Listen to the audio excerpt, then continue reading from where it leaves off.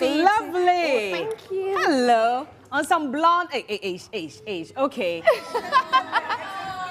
You look lovely. Oh, thank you so much. How are you much. doing? I'm good. How are you doing? I'm good. You've been traveling the world. Have you even had a chance to rest? Nah, I haven't. A round of applause. Yeah. I know. You needed to catch your breath. Yeah, I've been moving around like maybe throughout the year. Wow. And I'm happy that I'm back home. It's good to have you back in this home. seat. Yeah, thank you so much. Did you ever envision this happening so soon? Not at all. Not at all. The thing is, sometimes I can just be in my room and just think about how everything is just moving so fast for me, and then it's amazing. Yeah. Sometimes, you know me, I'm a very soft girl.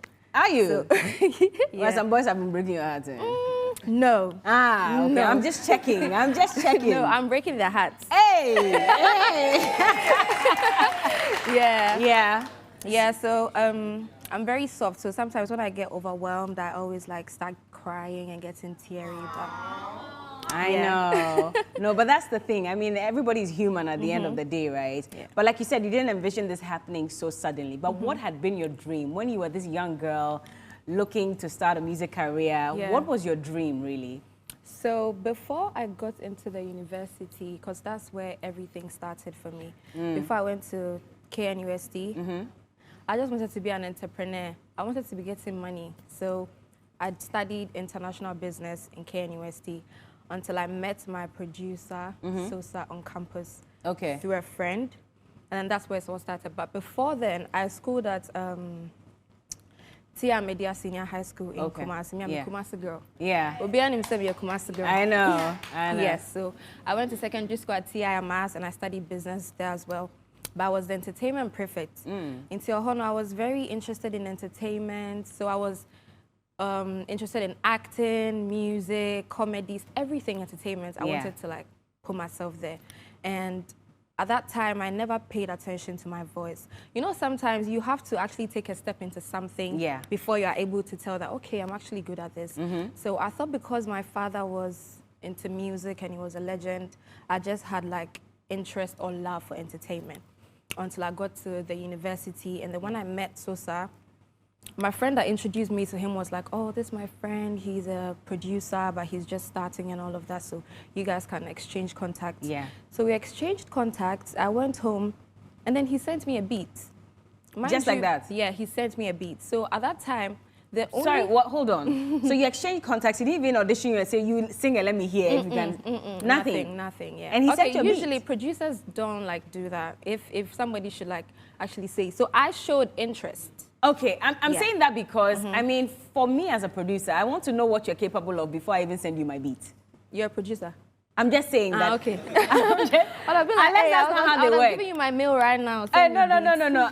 Unless that's not how it works. But as a producer, you should want to send your work to someone that you know can do something on it. Yeah, no, but I feel like producers are also very open because you never know who could give you your big song. Yeah, so usually there are some producers that I haven't met before, but they will just send beats to me. So if I pick the beat, then I reply the mail. My manager sends them the mail that, okay, Gyakie likes this beat and all that. I think they send beats across to like any artist. Anybody? Yes. So how come nobody has sent me any beat?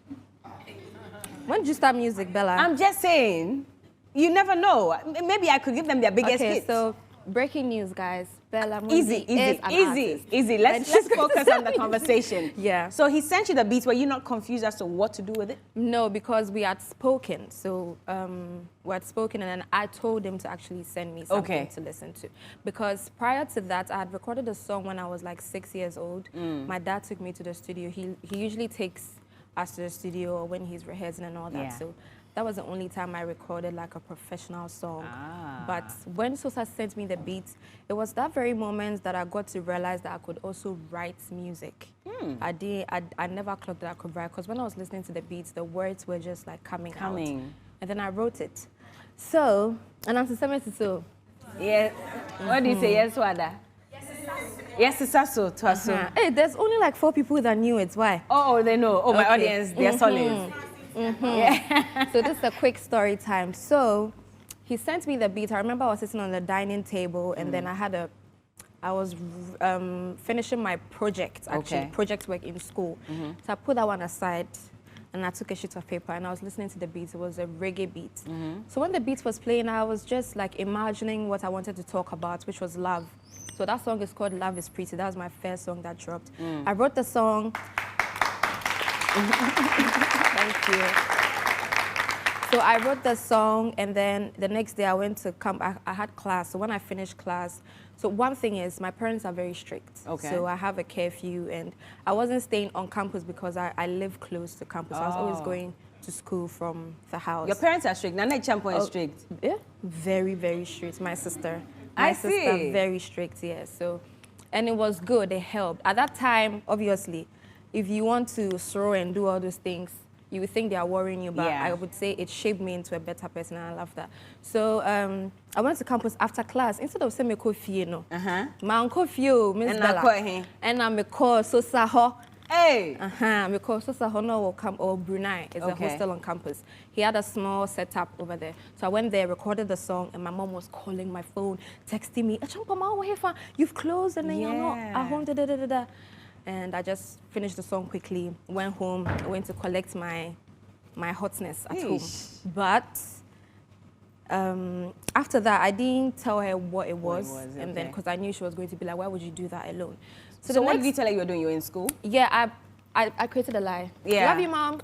Now she's finding out. Yeah, I created a lie. So the next thing, I was so hyped. Like, Sosa was also hyping me. So I wanted to drop the song like maybe 2 days' time. How will I drop the song? I thought dropping it by sending it to my friends. WhatsApp. Oh, I have a song out now, then that's it. So someone forced me to create a Twitter account. I created a Twitter account, and then I started DMing some of the artists. Not artists, but influencers, content creators, like people who have like a lot of engagements. And then my manager was one of them because I used to watch my manager on TV. Oh. Electro Mirror. Okay. So I used to watch him on TV. There was this show he used to do on TV that my mom really enjoyed because he was the funniest one. Yeah, so I DM'd him. I was like, hello, sir, please, I'm about to drop a song. Can you please listen and help me retweet and like and post and all that? He listened to the song and then he was like, when do you want to drop the song? And I'm like, oh, in a few days. It's like, nah, that's not how to drop a song.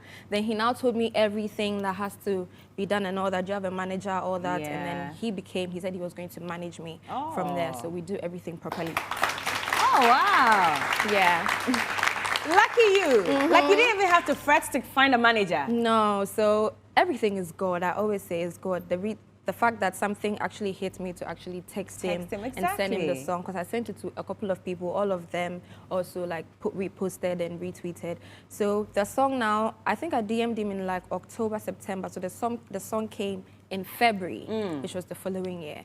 So the song now came out, and trust me, when I got my first 10,000 plays on Audio Mac, come and see over Sabi. Hey. Yes. Okay. Now, when I'm walking on campus, it's like... Yeah. I got 10,000 plays. Yeah, so I was very happy. Everything was going on nice until I dropped Never Like This. So Never Like This was my introduction into the Ghanaian. This feels really good. So this came out, and that's when you knew that, okay, now I'm really in the music industry and I'm ready. Exactly. So I won't remember, but I think Never Like This came maybe 3 or 4 months after we dropped Love is Pretty. Yeah. So Love is Pretty gave a buzz on campus amongst my friends and friends of friends. And then Never Like This came, and I think I don't know if during that period a lot of people had gotten heartbroken. Yeah. Because a lot of people were crying. So the song was really doing well. And then I remember this girl, big shouts to her again. There was a video that blew up where she had alcohol in her hand, and then she was crying, and then she was singing the song. Like, you can feel the pain. Yeah. I even met up with her in Kumasi, and then we went out for lunch and all that. That's nice. So she also added up to the song also getting a different, like, blow as well. So Never Like This was now tagged to me, and that was when I realized that, okay, this is looking like an actual profession now. But at the same time, during that time I was very scared because I was still a student on campus. I was in my second year when Never Like This dropped. So Never Like This came, then Control, then Somimu. Big shouts to Bisakeda as well. He has been a big fan of my music from Love is Pretty. Oh. Yes, he was always talking about me in interviews. So we ended up doing a song, Somimu. Yes. Somimu also became another big one. If you look at it, do you think at that point, did they even know that you were the daughter of Nane Champon, or you kept that on the during that low? whole period, nobody knew. The only people that knew were friends of friends, and then my mom's people, who my dad, who knew me, but it wasn't news. How did your parents take your music? The first time you dropped it, because that's probably when your mom found out that you were actually there recording music, right? Yes. But how did they take your introduction to the music scene? So with my mom, she has always she's always tried to put the music in my head, like in the sense that for me to be an artist, because when she gets visitors at home, she'll call me, "Echampo my way," when I come.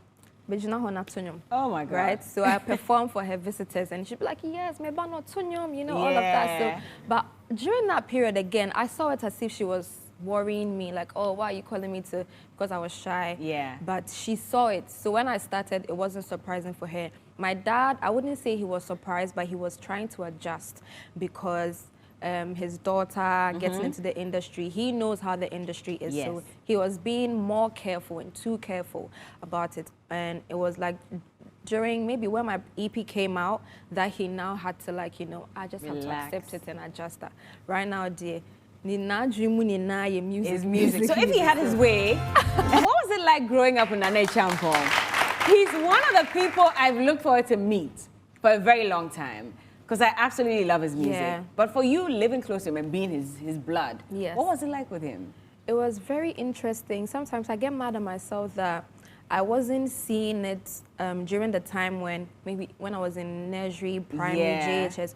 When he drops me in school, my teachers and the people who really know him for him would always be like, like when you that is Nane Champon, giving him the fans and all that, because prior to that I see him as my dad. I see him in the house every day and all that. So I don't think I really understood how huge it was for me to have him as a dad until like I started really growing up. But my dad is very private, very reserved in his zone, and he does the music and then just comes back home. And that's it. He's always been that. So, and he's very funny. And he is? He loves to dance. That's why I like to dance as well. Well, I remember his trousers though and his belt. Yes. Yeah, and dancing in the videos and with stuff. the hair. Exactly. You know, that time, does he still do all that? Oh yes, he does. Hey, my dad. Don't play. So does he braid the rasta sometimes? So now, no, Miss Bella. Hey. He has it on. we have to meet him one of these days. Yeah, when I get on a call with him, when he comes back to Ghana, so he's. Listen, I would love to. I'm such a big fan of him. But let's come back to you now. So then you kept dropping these songs. Everybody was loving you. For you personally, did you feel a bit of pressure and realizing that, okay, now people are loving my music and asking for more? And how did you manage that? Yeah, it was a lot for me, again, because I was still a student on campus. So when I got to third year was when I dropped my Seed EP, which had the artwork of my dad. So that is where now everybody got to see that. So the pressure was getting Yes. Thank you. It was. So now, that was when, whatever you see in the movies or maybe stories you hear that somebody maybe dropped out of school and then did that, I now started experiencing that. I was always thinking, oh, do I just stop? Because third year into final year is like peak. Yes. That's when things start to get difficult. And at the same time, the EP dropping is peak because Forever was picking up. It was. Do you understand? So it was very difficult. We would have a show, I would have to go to class, I have to choose. Everything I had to choose between, do I go to the studio or should I just skip? Because most of the shows I was doing was in Accra. Yeah. Yes, so, and at that time too, I had to take the bus. Because ain't no money in my pocket to get your own, Yeah, so I had to take the bus. I remember there was a time I closed from school around 8 p.m. I got home and I had to wake up at dawn to go to the bus station and take a bus and come to Accra for the show and go back again the same day because the day after that day I had a project to defend in class. Did people recognize you on the bus? Okay, no. At that time, it's just maybe, so during that period, the song was going more than my face. Yeah. I think that was what helped me. So I was sitting in the bus and nobody knows. So it was somebody would know the song, but they don't know the face behind the song until I started going on TV, radio. Now people are getting familiar. So it got to a point when I'm not taking the bus, I have to, my boduku, now my share glasses. That time we didn't have the mask. No, at that time we had the mask. Yeah, we did have. So you used that to disguise yourself, and so I wear the mask, the glasses, the thing, cover myself, and then. Now you don't have to do that because you don't need to take the bus anymore. Yeah, now I don't have to do that by God's grace. And here you are. But traveling also came pretty early for you, and it was as if all of a sudden it wasn't just Ghana that was loving you. That was a global shot for you. Everybody wanted Gyakie. All the big platforms had Gyakie on there. How did that happen? That was after the Seed EP dropped, and then Forever started buzzing outside Ghana, and that was big news for me. So the song was blowing in Ghana in 2020, and then in 2021, I think from February thereabouts, there was a buzz in Nigeria. It was That's where huge. it all started from, and then they went crazy over it. Then it entered the East African countries and then the rest of the world, and I think till today that song is attached to me, and it's going to be attached to me forever, and it's going to be like my dad's Nankabede. That's just you. I mean, it makes sense. But, so you would say then that that's your biggest song yet? Yes. But did you get a lot of people? Because honestly, for me, the first time that I think I really heard about you was with Forever, and I was wondering, where's this girl coming from? I didn't think you were Ghanaian. Did you get that a lot from other people as well? A lot of people were wondering whether I was Nigerian or whether I was Ghanaian. Yeah. Maybe it's because when it started buzzing, when it was buzzing in Ghana, it was still around the time when people didn't know my face. Probably because I was not like moving around as often with interviews and that. So when I went to Nigeria to do the media rounds and maybe the blogs were posting it more, that's when people got to know my face. Because even during Forever, people still didn't know the face behind the song until like I started going all out. But for me, I think 2022, I would say was your year. A lot of good things had happened for you. And then there was Global Citizen, and you were on stage. That was massive. Yeah. But at the same time, your fans expected a lot more from your stage performances. So I'm sure you saw some of those comments. Yes. We were excited that you were on stage, but then you checked the Twitter comments, and a lot of them were saying, I love Gyakie, I love her song, but I wasn't too happy with her stagecraft. Yeah. How do you feel about comments like that? There's absolutely nothing wrong with that. I feel like you can tell a comment that is coming from a good place, and you can tell a comment that is coming from a bad place. If you have somebody that is in love with something you're doing, let's say it's a product. Let's say you do some fruit juice that you sell, and then somebody is really in love with the juice, but they come and tell you, I love the juice, but could you do something about the packaging? I don't like the way the water drips and all that. You see that is coming from a good side. So I know the people that spoke about the performance and the fact that because they love me, they're trying to tell me that, of course, I took it in, and of course, I've been working on that. It didn't hurt you? Also, that's what I'm saying. The ones that I know is coming from a good place, I take it in, because obviously, I'll go and watch the video and be like, okay, this person is right. Did you think they were right?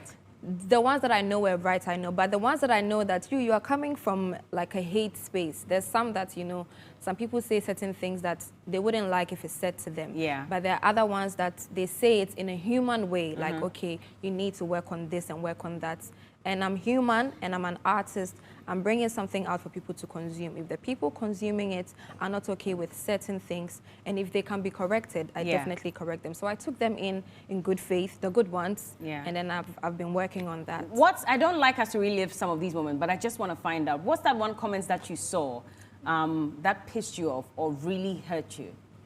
I think it was during the time when Forever blew after I dropped Need Me. Yeah. And then I think maybe the first week of Need Me, I think I saw a comment. I even took a screenshot and saved it on my phone. The person was like Forever is going to be the end of my career. Oh, like, no. Yeah, like I'm not going to go, nothing's going to happen after Forever. But hi there, can you see me now? Hi, do you see her now? Do you see me now? Yeah. Yeah, so I think that one really got to me. Everybody is entitled to their opinions, so that one I know is going to be for a lifetime. It's not going to stop. Exactly. If you've decided to go on this route, then definitely it will come. But let's talk about your international travels. You've been everywhere, girl. Tell me about that. I have. Anytime I'm out, it's always for work. It's always for work. And this trip, I've been out for a long time because I'm about to drop my debut album. You announced that in July.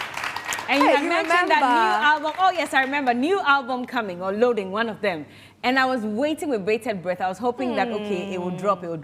July passed, it didn't drop. Wow. When is this album coming? Wow, I didn't expect you to know when I know that. I know, it was in July, I'm right, right? Yeah.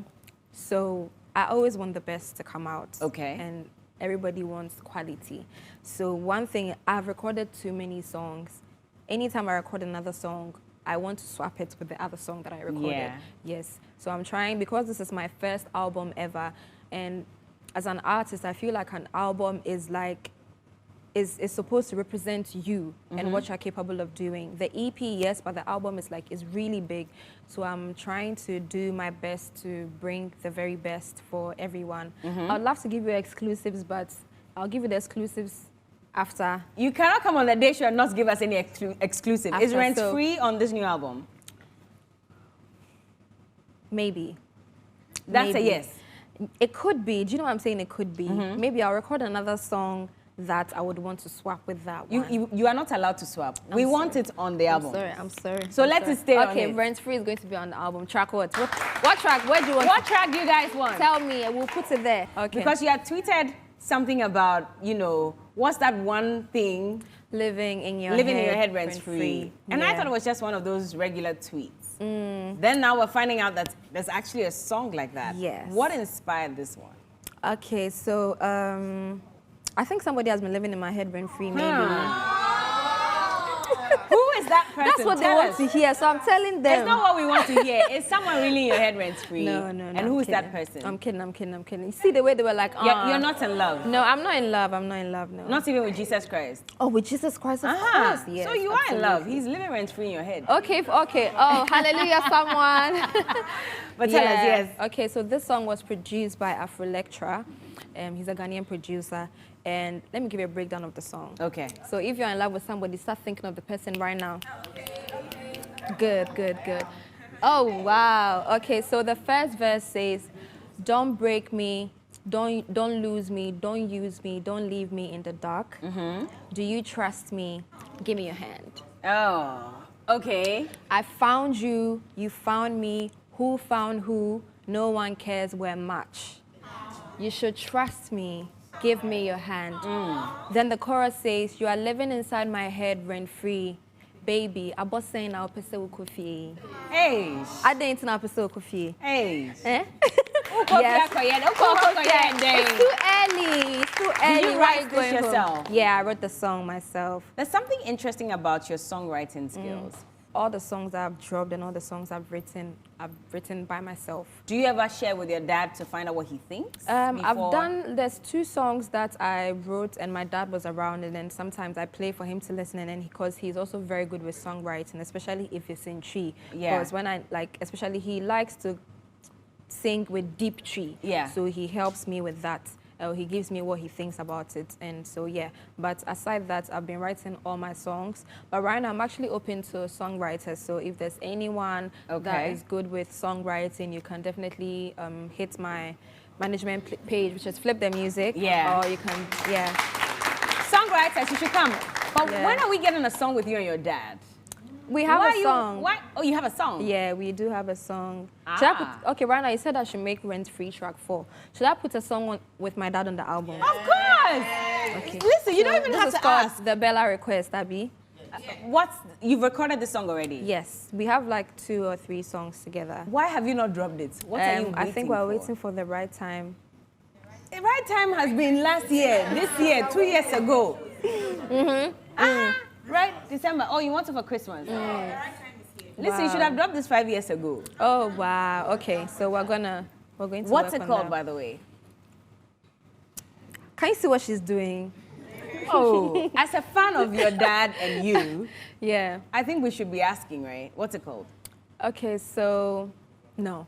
I will not. I shall not let you tempt me. Oh. I shall not. No, I'm not tempting you. No, This one is just question and answer. You say you have 2 songs with your dad. We have or 3. 3 songs. 3 good songs. Yeah, At least give us one. So I think what we're gonna do is I might drop a video playing the song.